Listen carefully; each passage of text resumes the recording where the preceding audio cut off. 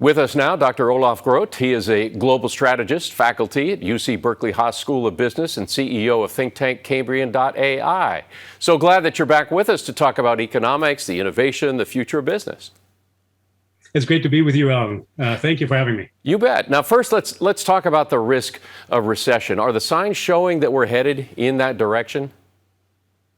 Well, Alan, look, I'm not a finance guru per se, but I am a strategist. And as such, I look at how pressurized different systems in the economy are, right? And what I'm observing right now is that we have racked up significant household debt, 1.4 trillion, higher than in 2019. We have significant record level government debt, 30 trillion in the United States, 230 trillion globally. We've clogged supply chains. We've had overinflated consumer prices, skyrocketing oil prices, real estate, and so on and so forth. As we've pressurized these systems, the question then is, if one of them blows, where is money going to go? And right now I'm having trouble seeing where that is, right? And that's not even accounting for things like extra spending on the war between Russia and Ukraine, and things like climate change, healthcare systems, and so on and so forth.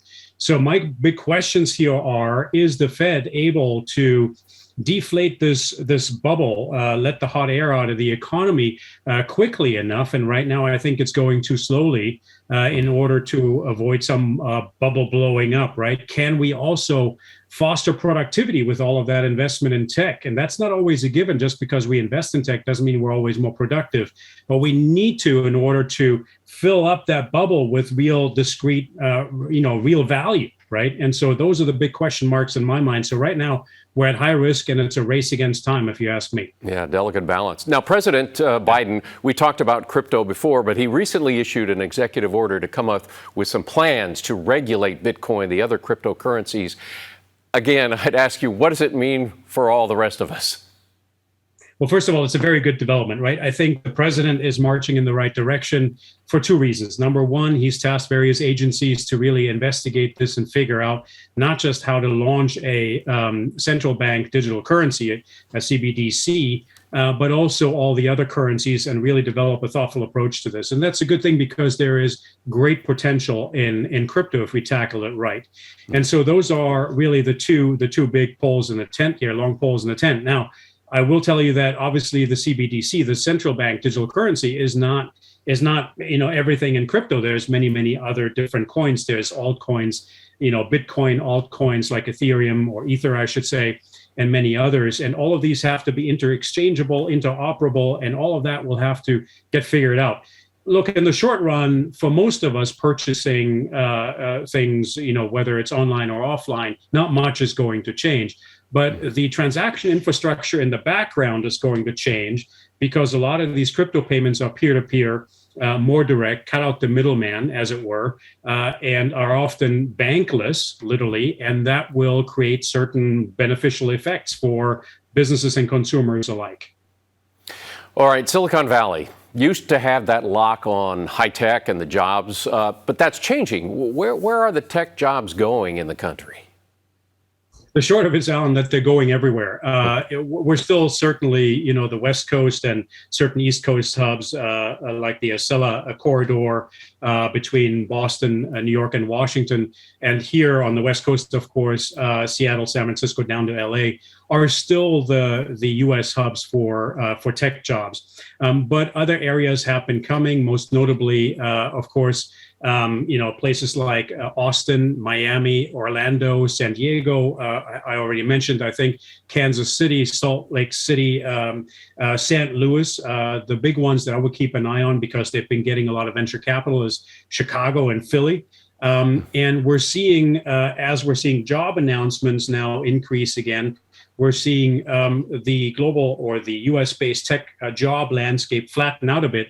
There's still pronounced spikes on the East and West Coast, but there is a greater distribution across the US. Okay. Can you explain, maybe even debunk for me, if you will, what the Metaverse actually is? Yeah, well, look, we've been having the mini versions of the Metaverse for a long time. I would peg it to the rise of Second Life in 2003, and then of course various gaming environments, multiplayer gaming environments have been around for a long time. But now with with Mark Zuckerberg's announcement, Microsoft chiming in as well, I think it's becoming more of a phenomenon. We have more data now than we had in 2003. We have more compute power. Mm-hmm. I think augmented and virtual reality have matured. So this thing, I think, is a significant growth horizon. Yes, it's overhyped. Luckily, the innovators in it also admit that and are saying, look, it's going to take us about 10 years or so to figure out how we actually construct this. Because let's be mindful of the fact that we need to create marketplaces, we need to create business models, because people need to be able to transact, make a living, right? Otherwise, they're not going to go. And then there's a whole host of issues like who owns what, right? Because right now it's all about the big internet platforms building this.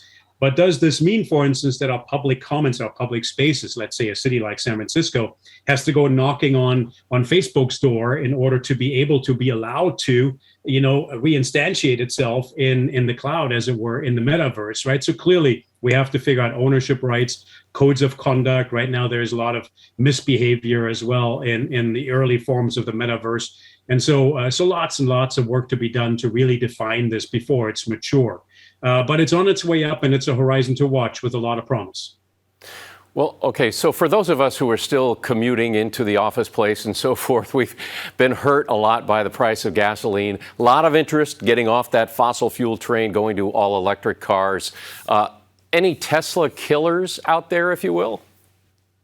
It's an interesting term. There are some really cool new electric cars coming up, notably the Fisker Ocean, the Lucid, as well as the Volkswagen ID Buzz, which is sort of a retake on the 1960s, 1970s VW Buzz, right? Look, all of these are serving different market segments, and that's actually the good news. There is something there for everybody. The Lucid is a very high-end car, very expensive bill of materials, expensive price tag, anywhere between, I think, $100,000 and $160,000.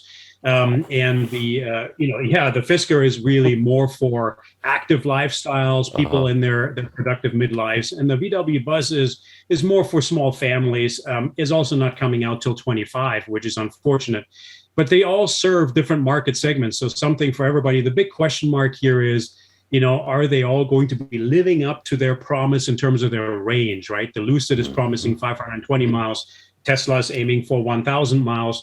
We'll have to see. There's probably a little bit of hot air there, but some exciting new designs coming. They're all very slick looking cars too. And like I said, some of them quite affordable. So you're talking about alleviating that range anxiety that people talk about who have these electric cars? Yeah, and that's really, if you want a range where you can go from San Francisco to Tahoe, for instance, you're going to have to spend more money. San Francisco, Los Angeles, you're going to have to spend more money on higher battery capacity versions of these cars, right? And but once you sort of break through that, where an affordable car for, let's say, the high 20s, low 30,000s can go to Los Angeles from here on one charge, I think that's where you see mass scale out. Yeah, that's true. And just for the record, I drove a Volkswagen Bus and a Bug when I was in college. So that may be the one that I buy, actually. You strike me as that type, Alan, yes.